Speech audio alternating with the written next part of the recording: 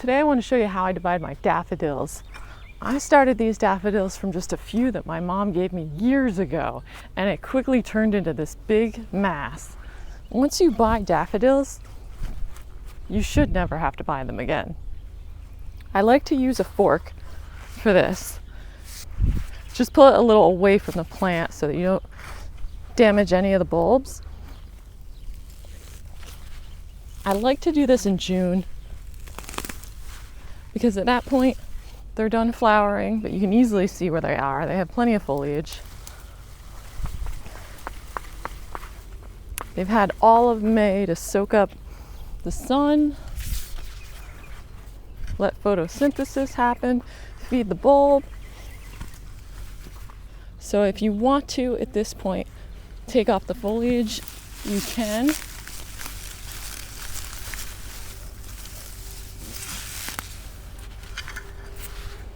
But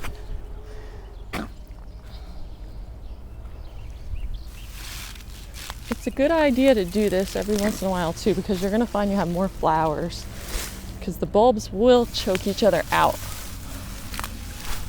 Let me get you in closer. There are so many bulbs in this one clump. It's also a good time to fill in holes because you still have all your daffodil foliage up.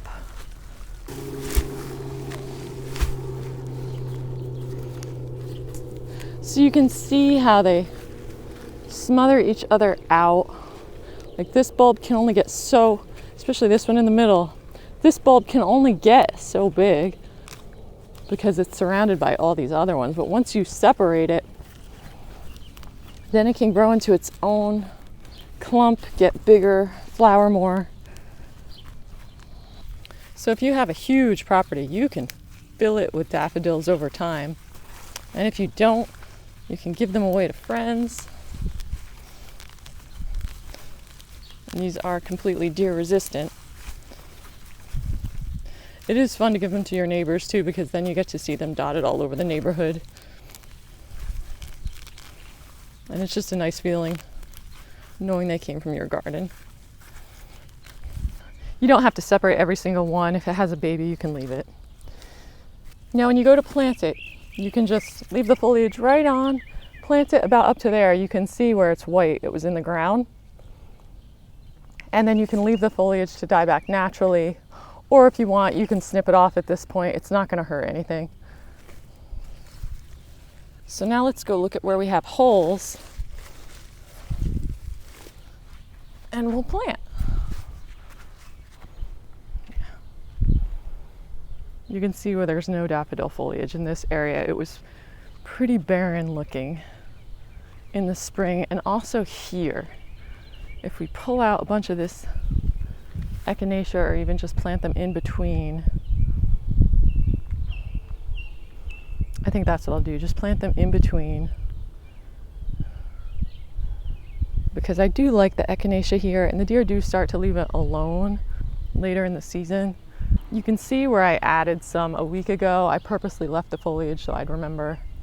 So that is the handy thing about leaving the foliage until you're completely done with your project. You just need a little space.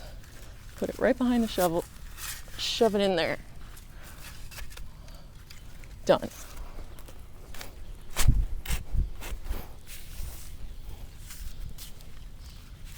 Shove it in there. Done.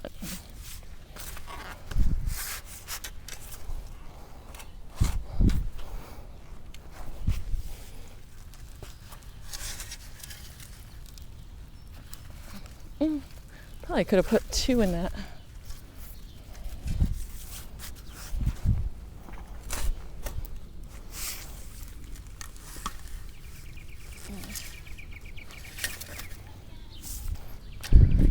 You don't have to be too fussy about exactly how deep they are, because they're going to work their way down. You just want to get them deep enough so your squirrels don't just dig them right up on you. I almost forgot about this clump.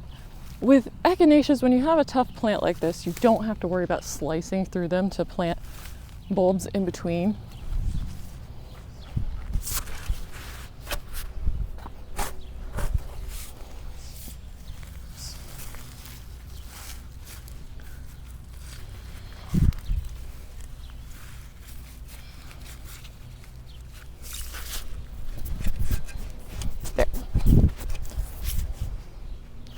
That'll bounce back just fine.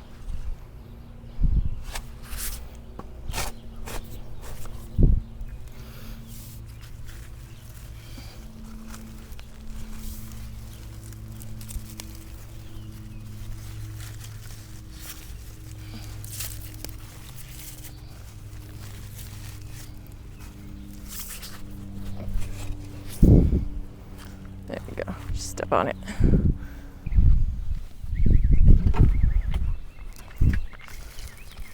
You want to water them in well.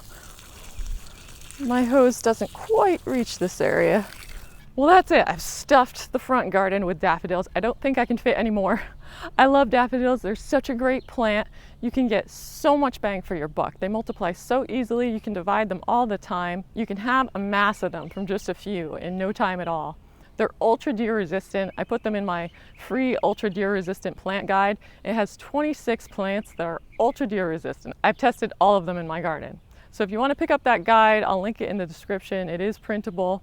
I hope you're having fun. I hope you're getting some unwind time in your garden. Take care. Thanks for watching.